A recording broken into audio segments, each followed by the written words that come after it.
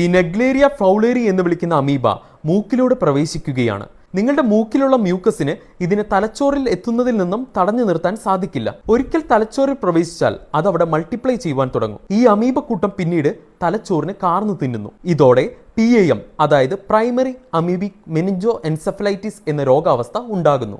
സാധാരണ 3 മുതൽ 7 ദിവസത്തിനുള്ളിൽ രോഗലക്ഷണങ്ങൾ പ്രകടിപ്പിക്കും.